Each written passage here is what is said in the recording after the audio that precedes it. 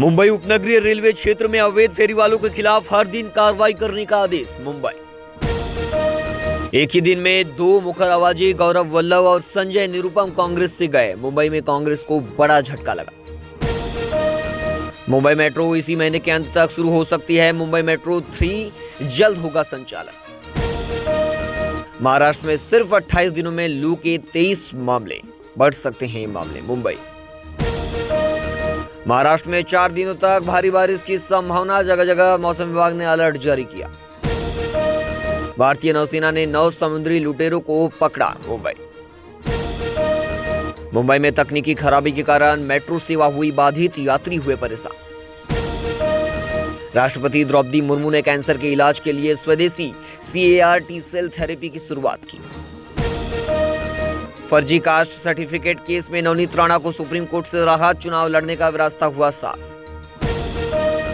कल्याण में overhead wire टूटने से मध्य रेलवे की सेवाएं प्रभावित। मुंबई कांग्रेस ने मेरा इस्तीफा लेने के बाद मुझे पार्टी से निकाला, संजय निरुपम ने किया खुलासा। मुंबई में बेस्ट ने 6000 करोड़ की बिजली केबल को नया रूप देने का फैसला किया। MRVCL ने थाने दीवा सेक्शन और GTB चुना भट्टी स्टेशनों पर 2 नए फुट ओवर ब्रिज बनाने का काम किया शुरू। और महाराष्ट्र में जिस प्रकार से शिवसेना के साथ शिवसेना की शर्तों पे कांग्रेस पार्टी ने गठबंधन किया और लगातार कांग्रेस के हकों और हितों को त्याग करके शिवसेना के दबाव में आके शिवसेना के सामने सरेंडर करके पार्टी के नेतृत्व ने जो काम किया और जिस तरीके से सीटें छोड़ दी, उसकी वजह से मैं नाराज था और मैं बार बार बोल रहा था कि इससे कांग्रेस पार्टी आने वाले दिनों में कमजोर हो जाएगी और मुंबई में हो सकता है धीरे धीरे दफन हो जाए। यह कांग्रेस पार्टी की श्रद्धांजलि लिखने का एक शिवसेना का षड्यंत्र है।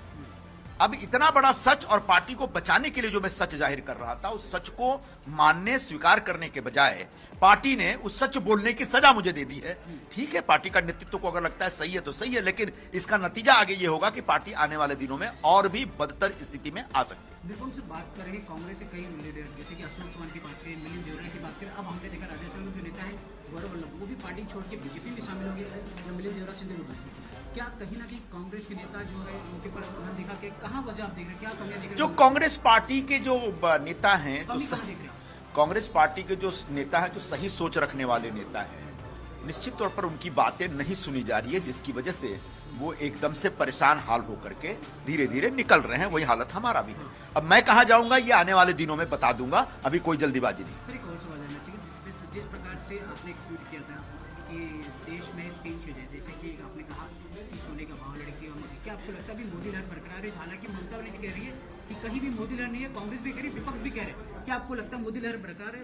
10 साल की सरकार के बाद भी प्रधानमंत्री नरेंद्र मोदी की जो लोकप्रियता है अभी भी चरम पर है, बल्कि लगातार बढ़ रही है। और इस आधार पर मैंने एक वक्तव्य दिया था परसों कि हिंदुस्तान में सोने का भाव, बेटी की उम्र और मोदी जी की लोकप्रियता वो लगातार बढ़ती चली जा रही है, कम नहीं हो रही है। और ऐसे में कांग्रेस पार्टी के पास कोई ऐसा प्रोग्राम और प्लान नहीं है इस रिजीम के खिलाफ, इस सरकार के खिलाफ या इस व्यवस्था के खिलाफ लड़ करके विजय हासिल करने का। चुनाव हो गया। सर, एक और सवाल जानना चाहेंगे। अरे तो फिर क्यों मुझे यहाँ रोका? जो सब आ जाएंगे। कहा कि मैं चुनाव लड़ूंगा, इस पार्टी से बोला ना, अभी तय नहीं किया है, अभी कर लेंगे। भाई साहब थोड़ा सा धीरज रखिए, अभी खरवास का समय चल रहा है। 9 तारीख से जब नवरात्रि शुरू होगी उस दरमियान हम कोई एक फैसला लेंगे और उसके बाद आपको बुला करके हम सूचित भी करेंगे। चलो